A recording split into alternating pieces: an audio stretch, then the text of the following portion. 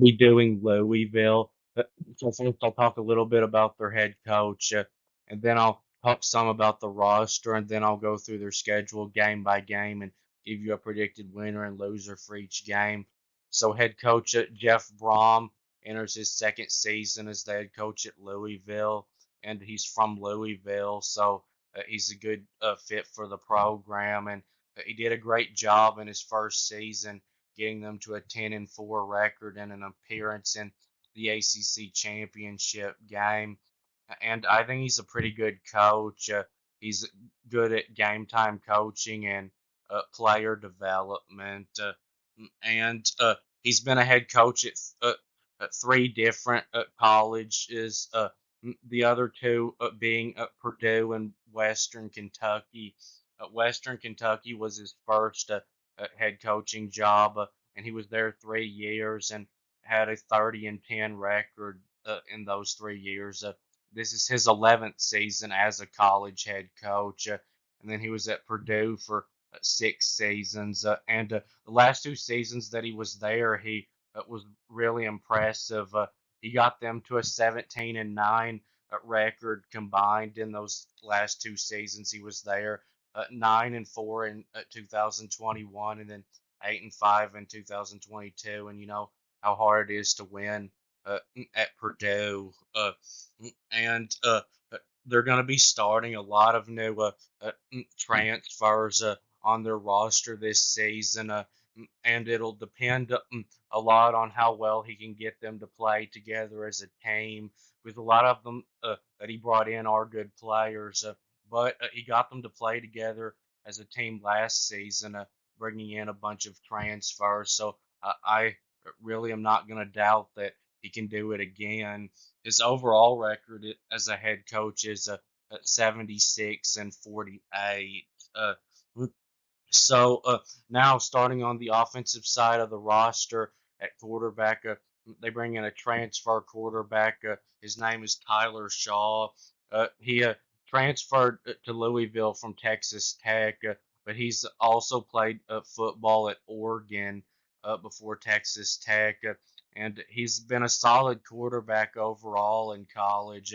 He's looked really good at times, and then at times he's not looked very good. He's a good runner, and he's an experienced quarterback. He started 16 games in college, 9 at Texas Tech, and 7 at Oregon.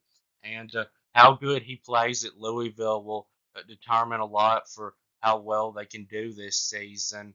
And he looked good in the spring game, completing 8 of 12 passes for 177 yards and having 2 total touchdowns.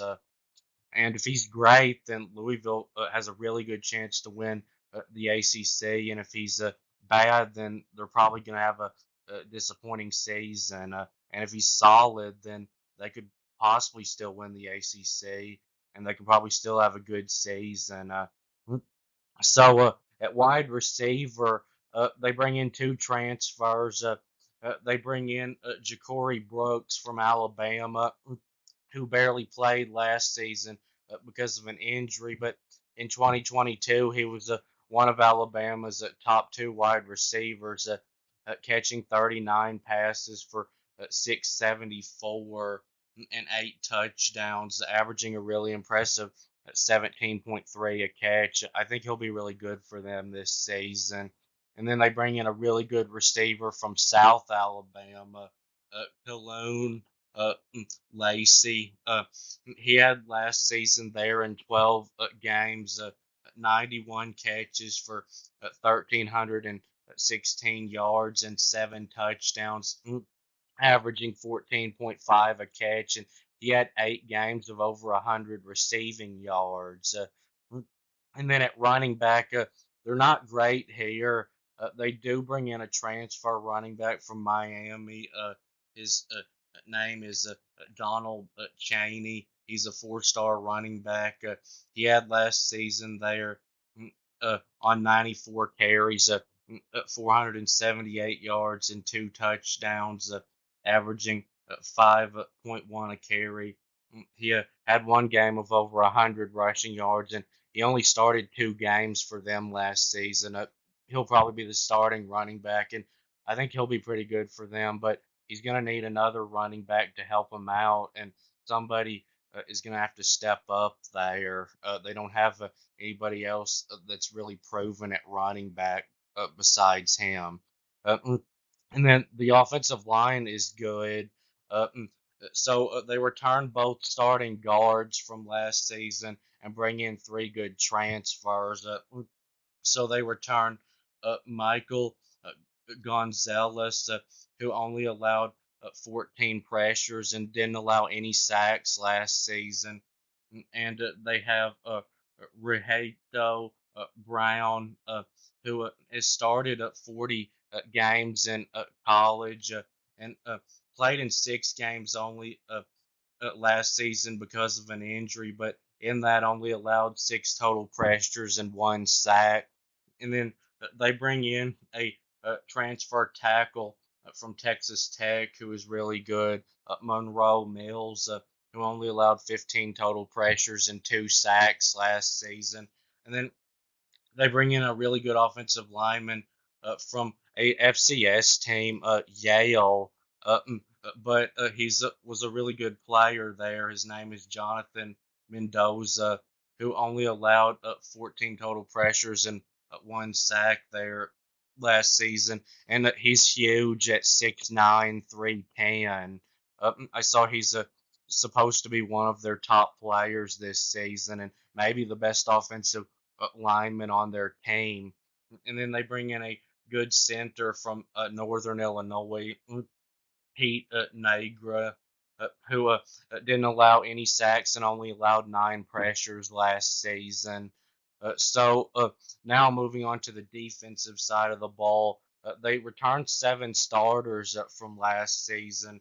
So on the defensive line, they returned 2 starters, and uh, that includes who is probably the best player on their team, Ashton Gulati, who was one of the best defensive linemen in the country last season, uh, having 58 total pressures and 45 tackles and 11 sacks and 3 forced fumbles and a fumble recovery. And they bring in several transfers here. They bring in a transfer from Harvard, which is an FCS team.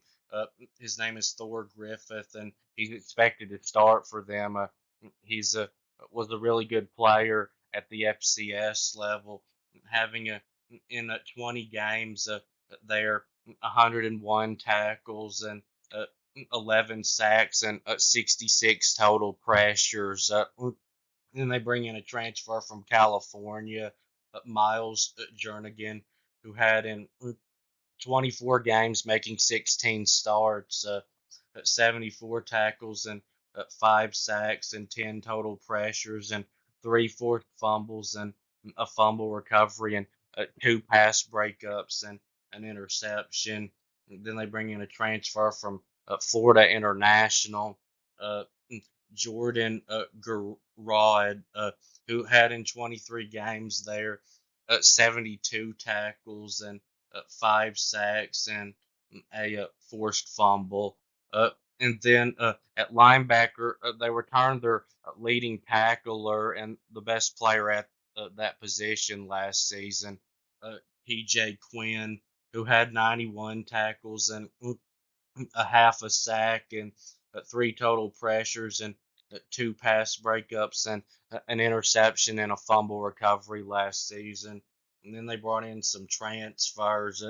They brought in a transfer from Texas State. His name is Dan Foster, who had there last season 52 tackles and 3 pressures and a forced fumble and a fumble recovery.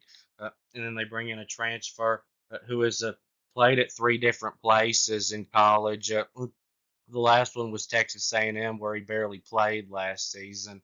His name is Durante Davis. But in uh, the 2 years before that, he was at 2 different littler teams and had combined in that a total of 129 tackles and 4 sacks and three pass breakups. And then in the secondary, this I think is going to be the biggest strength of their defense.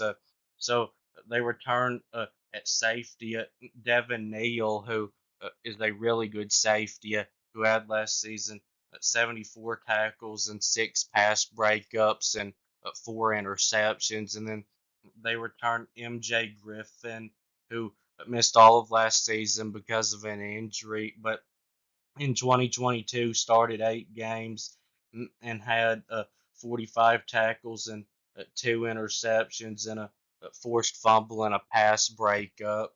And then they bring in a transfer safety from Tennessee, Tamarian McDonald, who had in 23 games 96 tackles and 10 pass breakups and three interceptions. And then at cornerback, they returned both starting corners. They returned Quincy Riley, who had last season 49 tackles and 10 pass breakups and three interceptions. And Benjamin Perry, who had last season 56 tackles and four pass breakups and a sack. And then they bring in a transfer corner from Central Florida, Corey Thornton, who had in 26 games a total of 77 tackles and 16 pass breakups and three interceptions. And then on special teams, this is kind of concerning. They do lose both specialists from last season, but overall, this is a pretty good roster, one of the best in the ACC. So now moving on to the predictions. They start the year against Austin P, which will be an easy win. And then they play Jacksonville State, another easy win. And then Georgia Tech, I think this will be a close one. Louisville's front seven, I think, is much better than Georgia Tech's, but I like Georgia Tech's run game better. And the offensive line is pretty similar with Louisville and Georgia Tech. And Georgia Tech has a pretty good secondary too, but I think Louisville's is a little bit better. And quarterback, uh, Georgia Tech also has a decent quarterback coming back. And they also have a few pretty good wide receivers. But I think Louisville's a little bit better, and they're playing at home, so I think they win this one.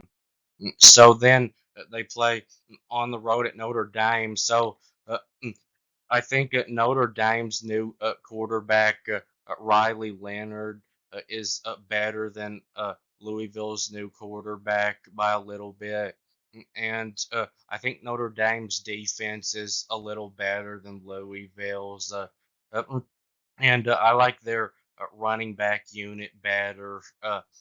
And Notre Dame can match Louisville at the line of scrimmage. So I think that Notre Dame wins this game, but I do think it'll be close. But I think Notre Dame wins by a touchdown. Uh, and Notre Dame also has brought in a couple of good receivers from the portal too. So no real advantages here for Louisville in this game. So then SMU at home. SMU, I think, is more prepared to play in the ACC than you might think. I think this will be a competitive game, but I still think Louisville is better and a win by like a touchdown. So then they play on the road at Virginia, a horrible team, a team that has no business beating Louisville, and I don't think they will. I think Louisville will win this one fairly easily. Uh, So then they play Miami at home. I think they beat Miami. So Miami's roster, I think, is a little better than Louisville's. I know they've got more talent than Louisville, but Louisville does have a much better coach, in my opinion, than Miami does. And overall, I think the teams are pretty similar, and I think home field advantage will make the difference. So Louisville will win, but I think it will be close. And then on the road at Boston College, maybe good enough to keep this one pretty close. But they're not going to be very good. And Boston College isn't really what you would call a tough place to play at all. Louisville, I think, will win this game, and they really need to win these types of games if they're going to go to the ACC championship again. Then on the road at Clemson. So this is a lot different than on the road at Boston College. Clemson, I'm not real high on them. You know that if you watch my Clemson video, but Clemson is still a team that is going to be really tough for anyone to beat at Clemson. And Louisville and Clemson, I think, are pretty similar now. Clemson, I think, may still be a little bit better. Uh, and I think Clemson does win this game. But I do think it'll be pretty close, probably just by like a touchdown. But I'd be pretty surprised if Louisville went on the road and won this game against Clemson.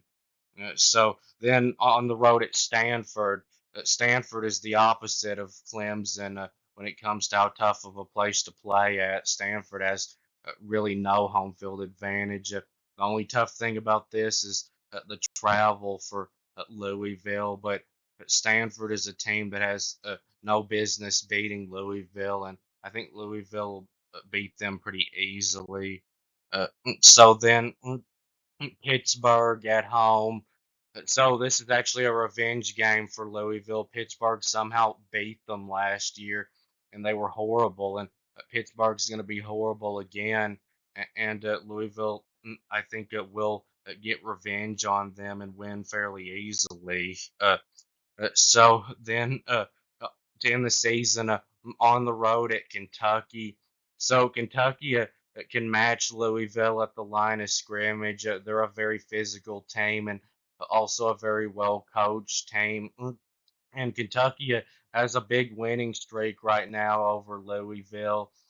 And Kentucky also has some receivers that can challenge those good defensive backs of Louisville. And Kentucky has a whole lot coming back on their defense. So I'm going to say that Kentucky's big winning streak over Louisville continues. So I do think this will be a close game, though. And my final prediction for Louisville is 9-3 overall and 7-1 in the conference. So if my predictions are right, this will put Louisville back in the ACC championship this year. And now with the new playoff rules, a win here will put them in the college football playoff, which is so ridiculous because a three-loss ACC team has no business competing for a national championship. But it doesn't matter what I think; they'll get a chance to. Those are the rules, and that will be it with this video. And please subscribe and thanks for watching. And I'll be back soon.